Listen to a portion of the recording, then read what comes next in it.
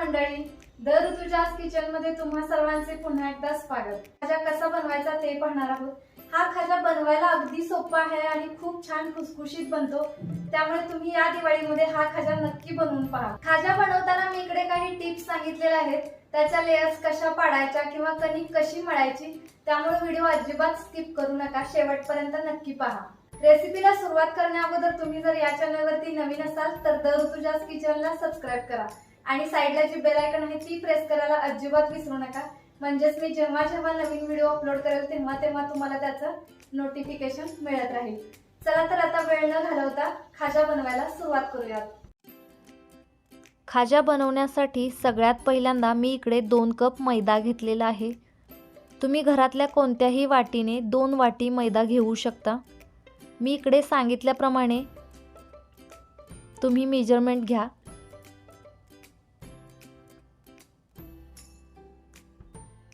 त्यानंतर यामध्ये थोडंसं मीठ घालायचं आहे आणि अर्धा कप तूप घालायचं आहे। तुम्ही ज्या वाटीने 2 वाटी मैदा घेता त्याच वाटीने अर्धा वाटी तूप तुम्हाला यामध्ये घालायचं आहे आणि हे व्यवस्थित आपल्याला मिक्स करून घ्यायचं आहे। तूप आपलं संपूर्णपणे मैद्याला लागलं पाहिजे, अशा प्रकारे हे आपल्याला लावून घ्यायचं आहे। त्यानंतर यामध्ये पाणी ॲड करायचं आहे आणि आपल्याला हे मळून घ्यायचं आहे। आपण पुरी बनवण्यासाठी जसं पीठ मळून घेतो तशाच प्रकारे आपल्याला हे पीठ मळून घ्यायचं आहे। अगदी पातळ नाही बनवायचं, खाज्यासाठी थोडंसं घट्टच पीठ लागतं। हे बघा, तुम्ही पाहू शकता मी इकडे पीठ मळून घेतलेलं आहे। त्यानंतर यावरती आपण झाकण ठेवून देऊयात। हे बघा, मी इकडे कापड ठेवते, तुम्ही एखादं कोणतंही भांडंही ठेवू शकता। त्यानंतर मी इकडे अर्धा कप तूप घेतलेला आहे आणि त्यामध्ये मी अर्धा कप मैदा घालणार आहे। तुम्ही मैद्याऐवजी कॉर्नफ्लॉवर किंवा तांदळाचं पीठही वापरू शकता। साठा बनवण्यासाठी तुम्ही जर समजा 4 ते 5 टेबलस्पून तूप घेतलं तर त्यामध्ये 4 ते 5 टेबलस्पून आपल्याला मैदा घालायचा आहे। अशा प्रकारे आपला साठा बनवून तयार झालेला आहे। जास्त पातळ साठा नाही बनवायचा आहे। आता आपण पाक बनवून घेऊयात। त्यासाठी मी इकडे 2 कप साखर घेतलेली आहे आणि त्यामध्ये 1 कप पाणी घालणार आहे। जर तुम्हाला थोडासा कमी पाक बनवायचा असेल तर तुम्ही 1 कप साखर आणि अर्धा कप पाणी वापरू शकता। आता आपल्याला साखर विरघळेपर्यंत थोडंसं हलवून घ्यायचं आहे। त्यानंतर यामध्ये थोडंसं केसर घालायचं आहे। केसर हे टोटली ऑप्शनल आहे, जर तुम्हाला नसेल घालायचं तर तुम्ही स्किप करू शकता। हे बघा, आता आपली साखर विरघळलेली आहे। आपल्याला एकतरी पाक बनवायचा आहे। हे बघा, आपला पाक आता बनवून तयार झालेला आहे। तुम्हाला जर चमच्यामधून कळत नसेल तर तुम्ही बोटावरतीही पाक बनला आहे की नाही ते चेक करू शकता। त्यानंतर गॅस बंद करून द्यायचा आणि यामध्ये अर्धा टीस्पून वेलची पावडर घालायची आहे आणि हेही आता आपल्याला व्यवस्थित मिक्स करून घ्यायचं आहे। अशा प्रकारे आपला पाक बनवून तयार झालेला आहे। आपण जे मैदा मळून घेतलं होतं पीठ ते आता आपण काढून घेऊयात आणि त्याचे आपल्याला गोळे बनवून घ्यायचे आहेत।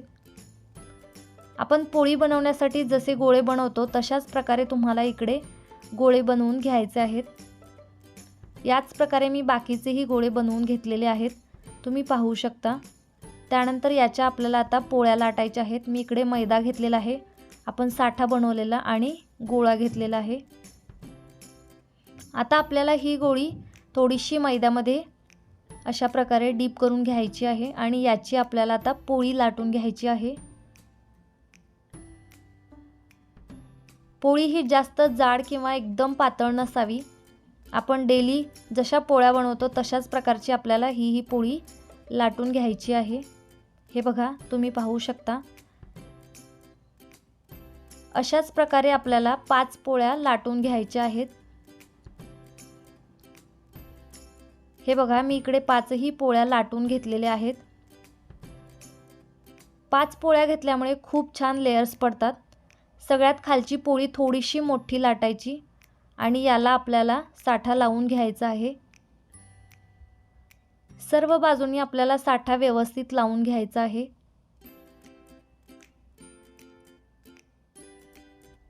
हे बघा मी खूप व्यवस्थित साठा लावून घेतलेला आहे।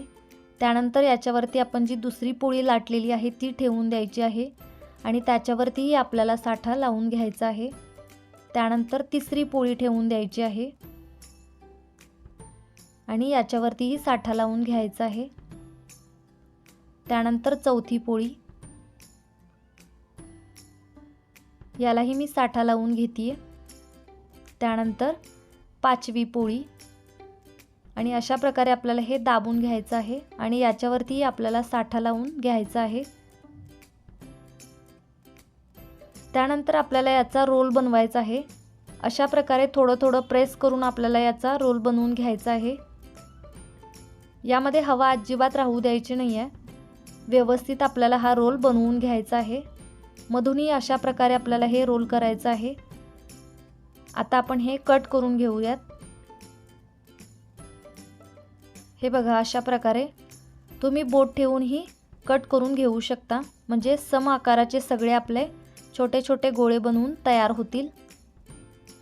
हे बघा मी बाकीचेही इकडे बनवून घेतलेले आहेत। आता याला आपल्याला अशा प्रकारे मध्ये थोडंसं प्रेस करायचं आहे। हे बघा अशा प्रकारे खाजा बनवून तयार झालेला आहे। दुसरी एक पद्धत दाखवते। आपल्याला हातावरती ठेवायचं आहे आणि दोन्ही साइडनी अशा प्रकारे थोडं थोडं प्रेस करायचं आहे। बाजूनी लेयर्स आपल्या बाहेर येतात आणि जर समजा तुम्हाला खूपच पातळ खाजा हवा असेल तर तुम्ही अशा प्रकारे लाटूनही घेऊ शकता। या 3 पद्धतीपैकी तुम्ही कोणतीही पद्धत वापरून खाजा बनवू शकता। मी इकडे तेल गरम करत ठेवलेलं आहे। आपल्याला यामध्ये आता खाजा तळून घ्यायचा आहे। तेल गरम झाल्यानंतर यामध्ये खाजा आपल्याला सोडायचा आहे। सुरुवातीला अर्धा 1 मिनिट आपल्याला हे खाजा अजिबात हलवायचे नाही आहेत आणि त्यानंतर आपल्याला हे अशा प्रकारे पलटून घ्यायचे आहेत। हे बघा लेयर्स खूप छान बाहेर आलेले आहेत। गॅस हा मंद आचेवरतीच ठेवायचा आहे। जर समजा तुम्ही गॅस मोठा ठेवला तर आपल्या खाजाचे लेयर्स चांगले पडत नाहीत, त्यामुळे गॅस हा मीडियम टू लो फ्लेमवरतीच ठेवायचा आहे। हे बघा किती छान लेयर्स आपल्या पडलेले आहेत। जास्त डार्क कलर नाही काढायचा, थोडासा फेंटच कलर खाजाचा आपल्याला काढून घ्यायचा आहे। आणि आता आपण हे एका टिश्यू पेपर ठेवलेल्या प्लेटवरती काढून घेऊयात। खाजा आपल्याला गरम असतानाच पाकामध्ये घालायचा आहे। एकतर पाक गरम असावा किंवा खाजा गरम असावा, दोन्हीपैकी काहीतरी एक गरम असावं। दोन्हीही थंड किंवा दोन्हीही गरम असू नये। आता आपला पाक थंड आहे आणि गरम गरम खाजा आपण यामध्ये घातलेला आहे। त्यानंतर याला आपण पलटून घेऊयात। 1 ते 2 मिनिटं यामध्ये आपल्याला हे ठेवायचं आहे।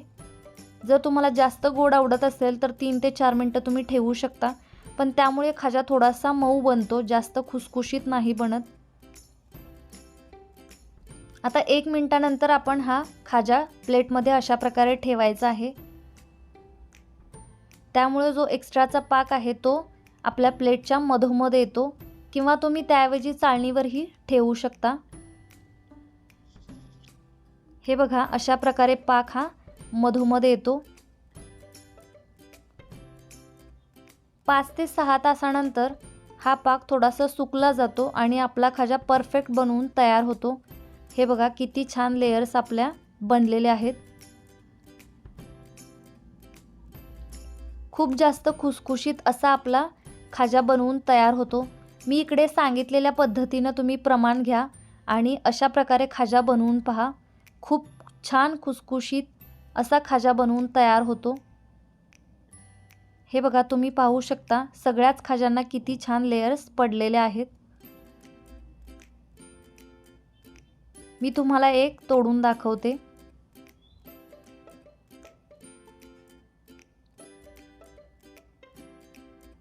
हे बघा तुम्ही पाहू शकता किती खुसखुशीत आपला खाजा बनवून तयार झालेला आहे। या दिवाळीमध्ये तुम्ही हा खाजा नक्की ट्राय करून पहा आणि मला कमेंट करून सांगा। आज बनवलेला दिवाळी स्पेशल खाजा ही रेसिपी आवडली असेल तर द ऋतुजाज किचनला सबस्क्राईब करा, व्हिडिओला लाईक करा आणि व्हिडिओ तुमच्या मित्र परिवारासोबत शेअर करायला विसरू नका। भेटूया अशाच एका नवीन रेसिपी सोबत, तोपर्यंत धन्यवाद।